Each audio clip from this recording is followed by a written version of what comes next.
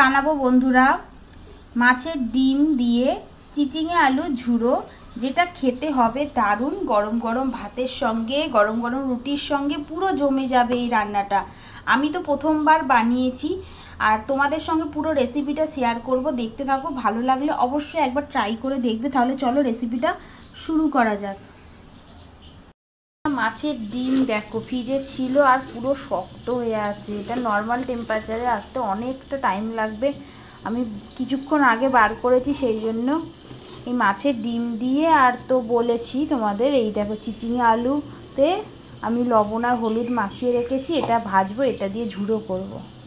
আলু দিয়ে মাছের ডিম দিয়ে ঝুড়ো করব, যার জন্য মাছের ডিম দেখো বন্ধুরা, এটা ফ্রিজ থেকে বার করা হয়েছে বলে এরকম মনে হচ্ছে।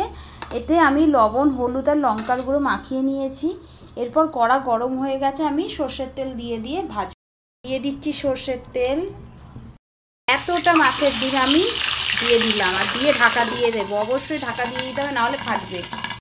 বড় ডিম যে আমি অর্ধেকটা করে নিয়েছি, অর্ধেকটা আজকে করবো আর অর্ধেকটা কালকে করবো। দেখো বন্ধুরা, এরকম করে ভালো করে ভাজতে হবে। দেখো ভিতরে কিন্তু হয়নি, ভিতরে হয়নি কিন্তু এভাবে কিন্তু ভালো করে ভাজতে হবে।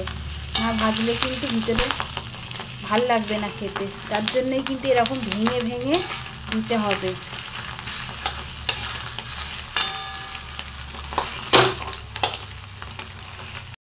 ডিম তুলে রেখে দিয়েছি আর বাকি ডিম যেটা আছে তার মধ্যে আমি এই যে চিচিঙেটা দিয়ে দিলাম।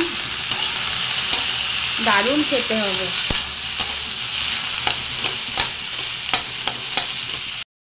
চিচিঙের মধ্যে পেঁয়াজ আর টমেটো কেটে রেখেছি দিয়ে দিলাম, আর দিয়ে দিচ্ছি আদা রসুন অল্প একটুখানি।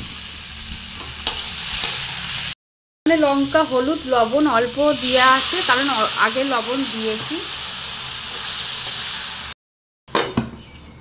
দেখি কি হলো, কতদূর কি হলো। তেল দেব।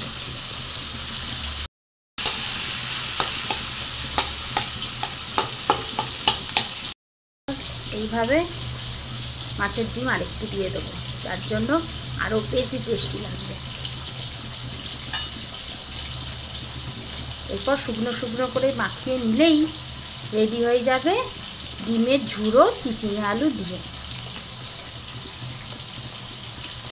তো দেখো বন্ধুরা, ডিমের ঝুড়ো চিচিঙে আলু দিয়ে আমি এই প্রথমবার বানালাম, কিন্তু মনে হচ্ছে খুব দারুণ টেস্টি খেতে হবে।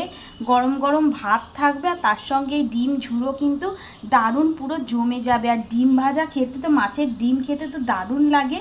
আমার তো খুব ভালো লাগে, মনে হয় তোমাদেরও খুব ভালোই লাগে, তাই না? আর চিচিঙে আলু দিয়ে ডিম ঝুড়ো অসাধারণ হয়েছে। দেখো তোমাদের কেমন লাগছে, আমার তো খুব ভালো লাগছে। আর তোমাদের কেমন লাগছে অবশ্যই কিন্তু জানাবে বন্ধুরা। তাহলে কেমন হয়েছে অবশ্যই কিন্তু জানিও সবাই।